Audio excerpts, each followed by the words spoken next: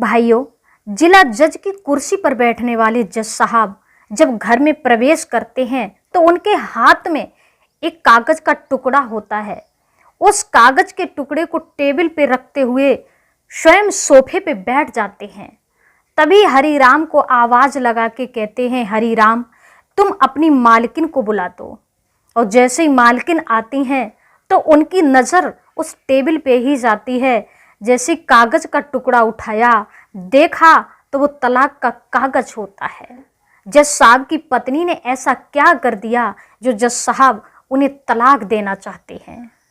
अब देखना ये है, क्या इनका घर बच पाता है या नहीं बच पाता है। जानने के लिए बने रहिए हमारे साथ इस वीडियो में। नमस्कार, मैं हूं आरती हरप्रिया। आरती हरप्रिया यूट्यूब चैनल में आप सभी का तहे दिल से हार्दिक स्वागत करती हूं। वीडियो में आगे बढ़ने से पहले वही आपसे गुजारिश करूंगी, यदि आप हमारे यूट्यूब चैनल पर नए हैं तो प्लीज़ हमारे चैनल को सब्सक्राइब कर दीजिए, वीडियो को लाइक करते रहिए ताकि हमारा हौसला बढ़ता रहे। भाइयों, बात करते हैं यूपी के एक जिले में जिला जज की कुर्सी पे बैठने वाले एक जज साहब की। जज साहब जब अपने घर में आते हैं तो उनके हाथ में जो कागज का टुकड़ा होता है उसे टेबल पे रखते हुए स्वयं सोफे पे बैठ जाते हैं। तभी अपने नौकर को आवाज लगाते हैं, हरिराम तुम अपनी मालकिन को भेज दो। यानी जैसे जज साहब की पत्नी आती हैं और उस कागज को उठा के देखती हैं तो वो तलाक का कागज निकलता है। कागज को देख करके जज साहब की पत्नी रोने लगती हैं, चीखने लगती हैं और कहने लगती हैं, ये क्या कर रहे हो तुम, इस उम्र पे हमसे तलाक लेना चाहते हो, क्या हुआ तुम्हें। लेकिन जज साहब कुछ नहीं बोलते हैं, सिर्फ एक ही बात कहने लगे हैं, देखो तुम खुश रहना चाहती हो तुम खुश रहिए, सिर्फ हमें डिवोर्स दे दीजिए। मैं चाहता हूं हमारे घर की इज्जत कोर्ट कचहरी तक ना पहुंचे, क्योंकि मैं एक जिला जज हूं, जिला जज की कुर्सी पे बैठता हूं। मैं नहीं चाहता हूं कि तुम और मैं हमारा केस कोर्ट तक जाए, इसलिए चार दीवारी में ही हंसी खुशी आप हमारे लिए डिवोर्स दे दीजिए।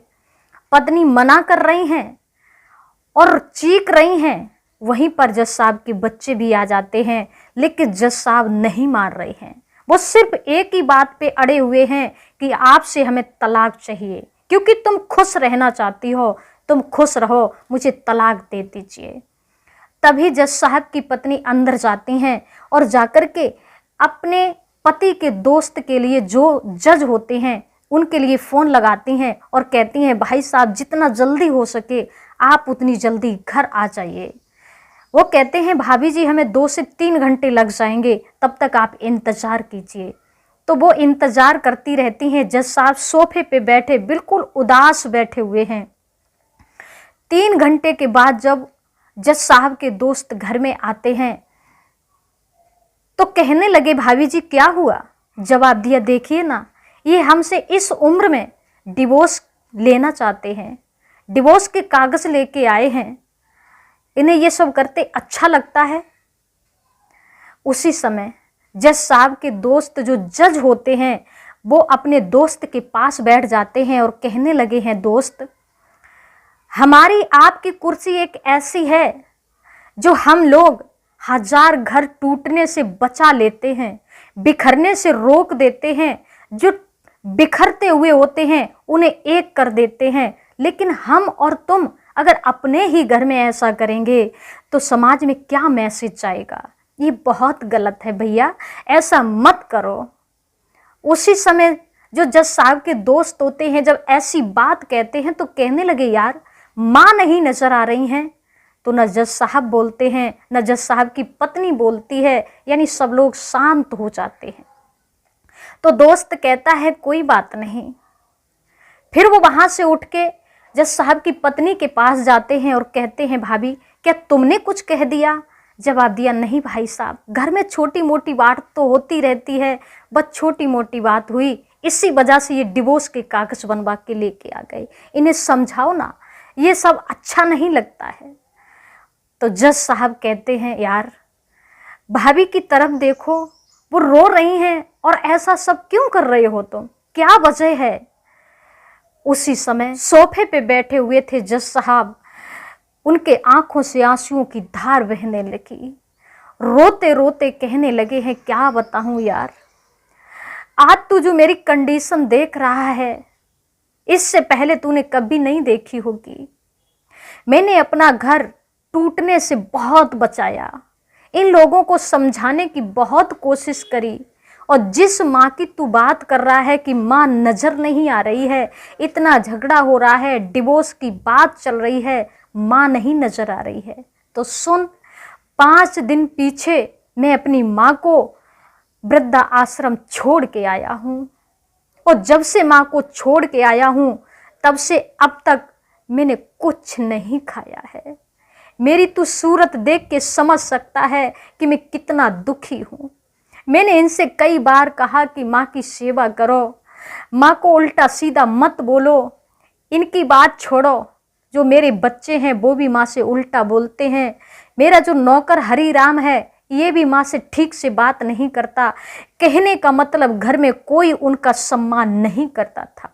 ये लोग मेरी माँ से दुखी थे, इसी वजह से इन्हें खुशी देने को मैं अपनी माँ को वृद्धा आश्रम छोड़ आया हूँ, और जिस दिन से छोड़ के आया हूँ उस दिन से अब तक मैंने कुछ नहीं खाया। मैं सोच रहा हूँ पता नहीं मेरी माँ किस हाल में होगी, खाना खाया होगा या नहीं खाया होगा, नींद आई होगी या नहीं आई होगी, कैसी हालत में होगी। इतनी कहने के बाद जज साहब बहुत तेजी से रोने लगते हैं। जो जज साहब के दोस्त होते हैं उनकी भी आंखों में आंसू आ जाते हैं, आंसू पहुंच रहे हैं, और कहने लगे, यार धैर्य धारण धरो, तुमने हमें पहले क्यों नहीं बताया। जवाब दिया, यार मैं यही सोच रहा था कि हमारी आपस की बात है, मैं इन्हें समझा लूँगा, इन्हें अपने में बना लूँगा, यानी जो मैं चाहता हूँ ये वही करेंगे, लेकिन ऐसा हो नहीं सका। आज 5 दिन हो गए हैं मेरी माँ को वृद्धा आश्रम में, पता नहीं वो कैसी होगी। लेकिन यार आज मैं जिला जज की कुर्सी पे बैठा हूँ, सिर्फ मेरी माँ की देन है। जो शान शौकत है और मेरे पास में जो पद है वो मेरी माँ की ही कृपा है। तुम तो जानते हो मेरे पिता मेरे लिए बचपन में ही छोड़ के ख़त्म हो गए थे। मेरी माँ कितनी गरीब थी, मेरे घर की ऐसी कंडीशन थी जो 2 वक्त की रोटियां मिलना भी बड़ी मुश्किल थी। मेरी माँ ने मेरा हौसला बढ़ाते हुए दूसरों के घर में काम किया, झाड़ू किया, पोछा किया, बर्तन साफ किए, सेठ लोगों के कपड़े तक मेरी माँ ने धुले। किसके लिए? सिर्फ बेटा को कुछ बनाना चाहती थी। आज जब बेटा एक जज बन गया है, जिला जज की कुर्सी पर बैठ रहा है, और उसी माँ को आज वृद्धा आश्रम छोड़ आया है, मुझे ये बर्दाश्त नहीं हो रहा है। जिस माँ ने मेरे पालन पोषण के लिए, इस काबिल बनाने के लिए अपना शरीर, अपना सब कुछ सुखा दिया, उसी माँ को इन्होंने इस तरह से घर से निकलवा दिया। तो मैं क्या इन्हें खुशी दे सकता हूँ? जिस माँ ने मुझे अपने कलेजे का टुकड़ा समझ के पाल के आज इस काबिल बना दिया, जब मैं उसका नहीं हो पाया तो इनका होके क्या करूँगा? मुझे नहीं अब किसी की ज़रूरत है, अब ये खुश रहें, इसलिए मैं इनसे डिवोर्स लेना चाहता हूँ।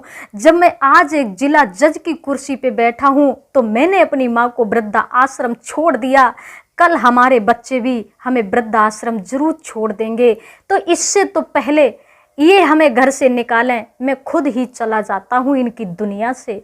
जब मैं बिना बाप के पल के जज बन सकता हूँ तो ये भी कुछ ना कुछ बिन बाप के बन सकते हैं। मुझे नहीं किसी की ज़रूरत है, रहना है तो सिर्फ माँ के साथ रहना है, वरना ना मुझे बीवी चाहिए ना मुझे बच्चे चाहिए। जैसी इतनी बात जज साहब की जो पत्नी सुन रही थी, वो भी इतनी शर्मिंदगी महसूस करती हैं बहुत ज़्यादा। और जज साहब के जो दोस्त खड़े हुए थे वो भी भवकारी भर के रोने लगे और सोचने लगे, अब तो भाभी बहुत ज़्यादा अपने को शर्मिंदगी महसूस कर रही हैं, ये चाहती हैं कि मुझसे गलती हो गई, ये किसी तरीक़ा से ठीक हो जाए। हरी राम से कहा, हरी राम गाड़ी कहाँ है, चाबी कहाँ है। उसी समय हरी राम ने गाड़ी की चाबी दी, गाड़ी बताई। पूरी फैमिली उसी गाड़ी में बैठ करके वृद्धा आश्रम जाते हैं। रात के 12 बज रहे थे उस समय। चौकीदार से मिलते हैं और कहने लगे हैं, भैया मुझे बूढ़ी माँ को ले जाना है। तो चौकीदार कहने लगा, तुम कौन हो, क्या करते हो, जो अपनी माँ को पहले 5 दिन पीछे छोड़ के चले गए, आज लेने आ गए। जवाब दिया, भैया मैं एक जिला जज की कुर्सी पे बैठने वाला जज हूँ।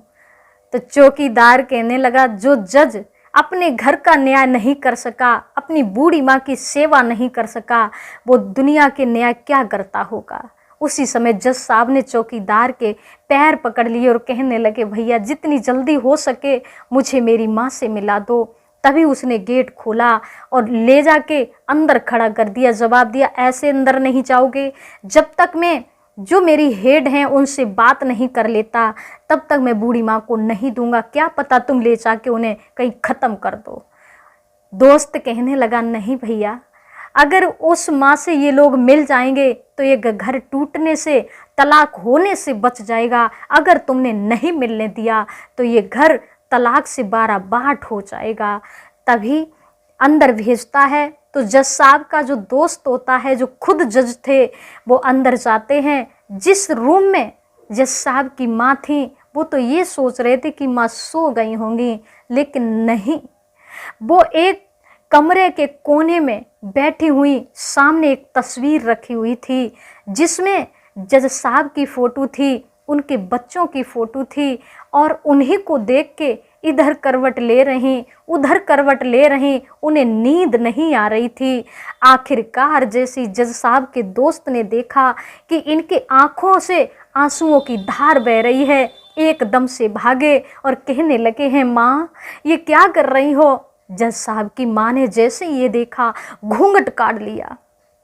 अरे ये तो मेरे बेटे का दोस्त आ गया, अगर मेरे बेटे की कहीं पे छवि खराब हो गई तो मैं ये बर्दाश्त नहीं कर सकती, क्योंकि ये समाज में कह देंगे कि जज साहब की माँ एक वृद्धा आश्रम में है, तो घूंघट काट लेती हैं। जवाब दिया, माँ मैंने तुम्हें पहचान लिया और तुम घूंघट क्यों काट रही हो, आप शर्माइए नहीं, हम तुम्हें लेने आए हैं। उसी समय अपने दोस्त जज साहब के लिए जज साहब की पत्नी को आवाज़ दी। जैसे ही जज साहब अपनी माँ के पास पहुँचे, भाग करके कलेजे से लग जाते हैं। जज साहब की पत्नी पैरों को पकड़ के कहने लगी, माँ मुझे क्षमा कर दो, अगर तुम नहीं इस दुनिया में रहोगी तो मेरी सारी खुशियाँ चली जाएंगी। आप चलो, हमारी गलतियां माफ़ करो और अपने घर के लिए चलो, क्योंकि अगर आप हमारे साथ नहीं रहेंगी तो आपका बेटा भी हमारे साथ नहीं रहेगा। मुझे नहीं चाहिए शान शौकत ऐशो आराम, आप जैसा कहोगी हम वैसा ही करेंगे। तो भाइयों, एक जज साहब का घर दूसरे जज साहब ने टूटने से बचा लिया।